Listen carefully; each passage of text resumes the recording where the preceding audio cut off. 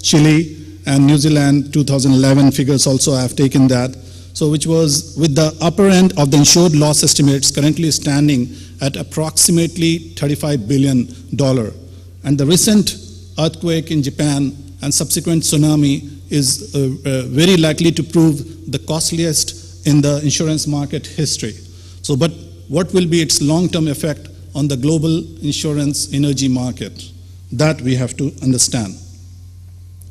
The 10 most expensive operators extra expense losses in history, and if you see Gulf of Mexico, out of all the losses which I have covered since 1975 until 2010, the Macondo loss of last year, April 20, which has happened, all the losses are dwarf, all other OE losses in the energy loss database, even on an inflation-adjusted basis. But what lessons have been learned? It's in its immediate aftermath. So we all know that the catastrophe caused by the recent Japanese earthquake and tsunami, which has brought enormous tragic loss to life and almost incomprehensible destruction of assets, our first thought will be what next for the energy insurance market. It is, of course, far too early to try completely accurate calculation of the way in which the energy market might react over the course of the next few months. However, what we can do is to summarize what we know to date and express both the positive and negative factors that need to be considered by energy insurance buyers. To begin with, we will consider some questions that we believe may be in the minds of many of us as this tragedy continues to unfold. So what happened?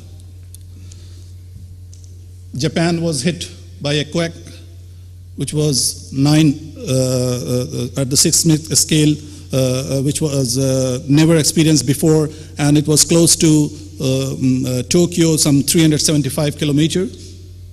How much damage has been caused? As far as Japanese government, they said 1 trillion. That was just a month after this quake. But right now, again, we are waiting to see the actual accountability once it's taken, and it will come. How much of the damage has been insured? That's again a question mark. But let me just give a little bit of the Japanese insurance market. As I said, in Japan, you have 3 types of insurance. One is a domestic insurance, which are covered, and the other is an international insurance, which are exposed to the outside world, apart from Japan, which are written and underwritten. And there is a third insurance, which are supported by government, and which is for nuclear. And this is after Hiroshima and Nagasaki, that incident which took place, unfortunate.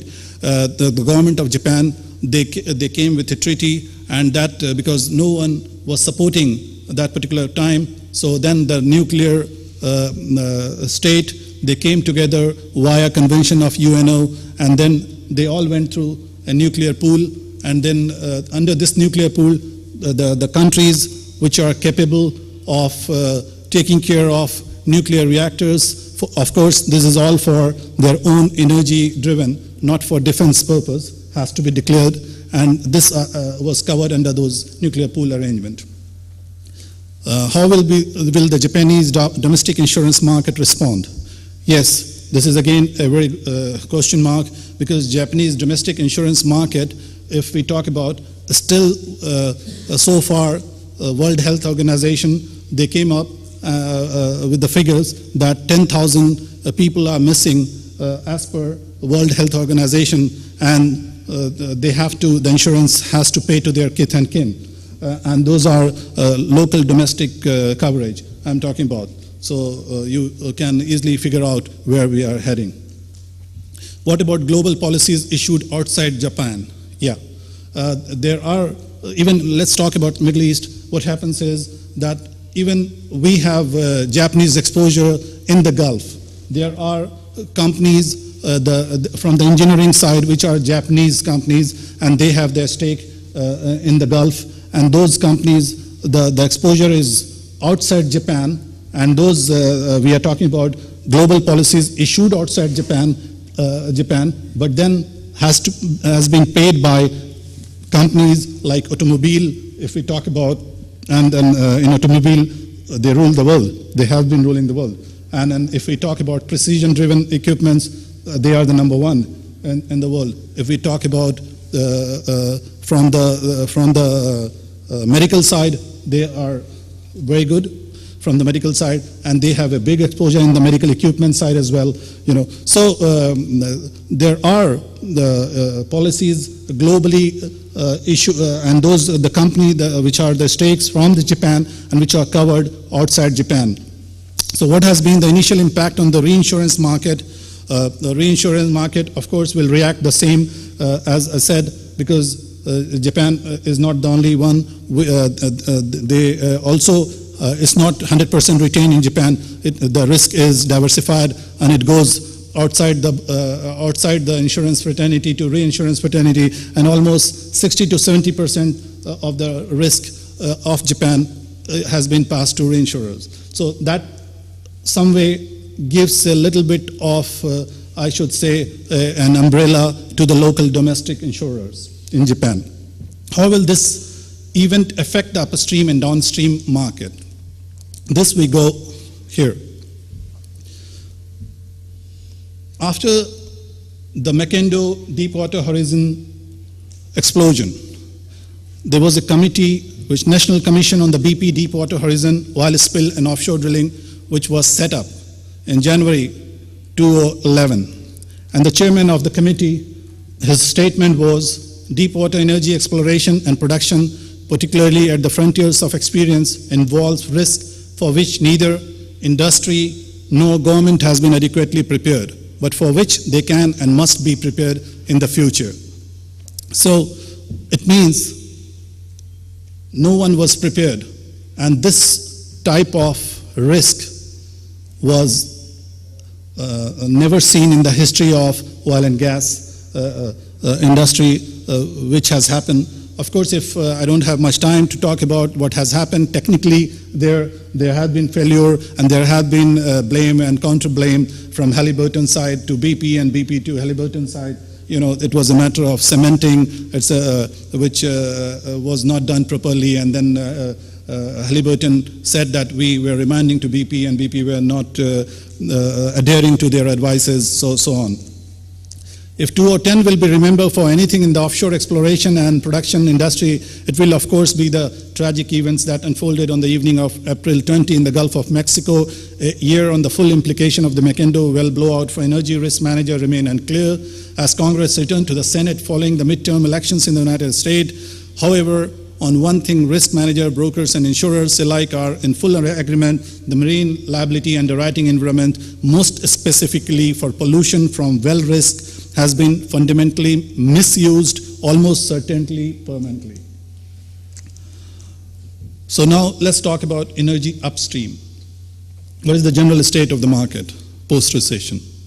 Almost 5 months to the day after the tragic blowout of Macondo well, BP announced that the well had been permanently sealed, so plugged. An abandonment operation had commenced. The immediate disaster may be over for BP, but the aftermath for the oil and gas industry in general has only just begun. Whilst BP themselves did not buy insurance, the loss the market is ultimately likely to suffer from control of well, including cleanup cost and liability policies purchased by BP's joint venture partners and contractor, has been estimated by some commentators to be in excess of $3 billion.